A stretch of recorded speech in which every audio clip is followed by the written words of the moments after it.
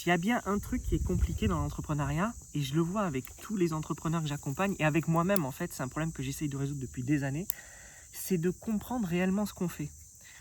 Euh, on va en discuter juste après, mais une fois de plus, je suis désolé, j'enregistre dans la nature. Pour ceux qui me suivent, vous savez que j'ai une maison qui est en train d'être rénovée, et je suis en train de construire un studio où je vais pouvoir enregistrer des vidéos dans de meilleures conditions. Mais en tout cas, merci aux 36 personnes qui me suivent, et je vais dire ça à chaque début de vidéo, je vais dire tiens, on est maintenant 36 sur la vidéo. Pour ceux qui ne suivent pas, vous pouvez vous abonner, vous verrez la chaîne évoluer. Mais voilà, je vais revenir sur le sujet. En fait, cette semaine, j'ai parlé avec peut-être une dizaine d'entrepreneurs, de tout âge, de toute culture différente. Des gens qui sont en Inde, des gens qui sont au Brésil, en Afrique du Sud. Et à chaque fois, en fait, je leur demande, est-ce que tu peux me résumer ce que tu fais en une phrase ? Mais je veux qu'une phrase en fait. Je veux pas ta vie et je veux pas ta vision du truc et tout. Moi, ce qui m'intéresse, c'est que tu me dises en une phrase ce que tu fais et quel problème ton produit résout.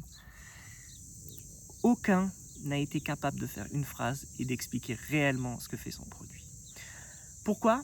Parce que pour la plupart, s'ils pouvaient le résumer en une phrase, ils se rendraient compte que ça résout aucun problème et qu'en fait, il n'y a aucun impact à créer un produit pareil. Et peut-être que vous trouvez ça très dur ce que je suis en train de vous dire, mais moi, ce qui m'est arrivé pendant des années, j'ai créé des sites web, des applications web qui peuvent aider les gens. Je peux vous assurer, j'en ai créé beaucoup. J'ai une liste à peu près d'une centaine de produits que j'ai créés les 10 dernières années. Je l'ai déjà en fait partagé plein de fois sur les plateformes, sur X et tout le reste. Je pourrais vous la repartager. Et en fait, dans ces produits, il y en a peut-être qu'une dizaine maximum, une quinzaine qui a marché. C'est assez classique en fait, il faut essayer beaucoup de choses pour au final réussir à avoir des résultats. Mais ce que je veux dire par là, c'est que très souvent on s'écoute et on se dit ah ouais je vais faire ça, ça va marcher. Et puis on part dans son propre délire, on s'invente un truc, alors qu'en fait on n'a pas validé, comme on dit, comme on entend dire partout, on n'a pas validé notre idée auprès du public. Bon, cette idée de valider l'idée, en fait je suis pas très fan non plus. Parce que valider pour moi ça veut dire qu'une seule chose, ça veut dire que votre client vous paye. Or, pour valider une idée et savoir si l'idée va marcher et vous allez pouvoir gagner de l'argent, vous n'êtes pas obligé de faire payer directement le client. Mais avant tout ça, ce qui est super important, c'est d'essayer en fait de trouver un vrai problème. Je vais vous donner un exemple. J'ai un entrepreneur, bon il ne parle pas français donc il ne verra pas cette vidéo, mais qui m'a contacté et que j'accompagne.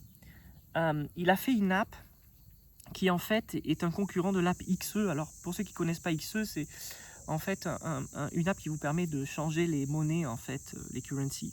Et lui, il a fait un système assez intelligent avec XE, avec la même app que XE en fait, un système de currency, mais avec un accès payant. Et je lui ai dit, mais t'as pas regardé le marché en fait avant de lancer ça.